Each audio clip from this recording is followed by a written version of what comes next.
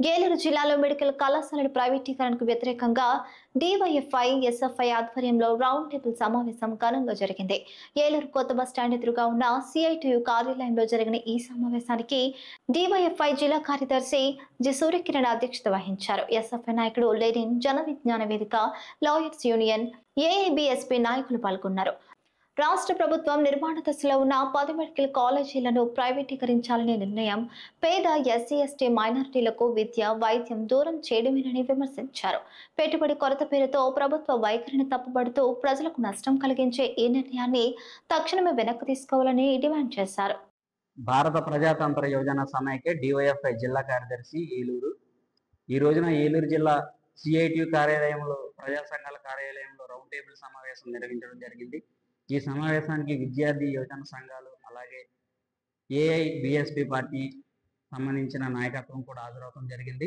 ఏదైతే గత ప్రభుత్వంలో ఇచ్చినటువంటి 17 మెడికల్ కళాశాలను ఇప్పుడు ఉన్నటువంటి కూటమి ప్రభుత్వం అన్యాయక్రాంతంగా ప్రైవేటీకరణ పీపీపీ, ఏదైతే పబ్లిక్ ప్రైవేట్ పార్ట్నర్షిప్ అన్న పేరుతో చేయడం అన్నది చాలా దుర్మార్గకరం.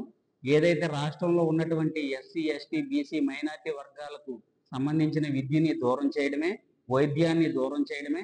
తక్షణమే కూటమి ప్రభుత్వం ఈ నిర్ణయాన్ని వెనక్కి తీసుకోవాలని చెప్పి మేము ప్రజా సంఘాలుగా, విద్యార్థి యువజన సంఘాలుగా డిమాండ్ చేస్తా ఉన్నాం.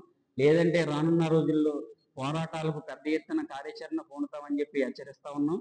అదే క్రమంలో కూటమి ప్రభుత్వం అధికారంలోకి వస్తే ఒక పక్కన ఉన్నటువంటి స్టీల్ ప్లాంట్ ప్రైవేటీకరణ అడ్డుకుంటామని చెప్పి సొక్కవలించుకున్నటువంటి పవన్ కళ్యాణ్ గారు ఈ రోజున మాట్లాడకుండా ఉండడం చాలా దుర్మార్గం. అక్కడ ఉన్నటువంటి ఏదైతే సెక్షన్లకు సంబంధించినవి కూడా ఇప్పటికే ప్రైవేటీకరణ చేశారని పెద్ద ఎత్తున ఆందోళన జరుగుతూ ఉన్నాయి.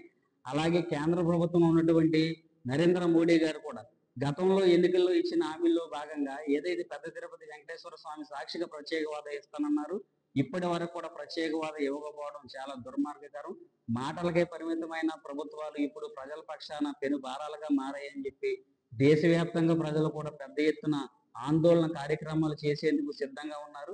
తక్షణమే కేంద్ర రాష్ట్ర ప్రభుత్వాల వైఖరి మార్చుకుని ప్రజా వ్యతిరేక విధానాలని అవలంబించే వైఖరిని విడనాడకపోతే తగిన మూల్యం చెల్లిస్తారని ప్రజలే మీకు హెచ్చరిస్తా ఉన్నారు.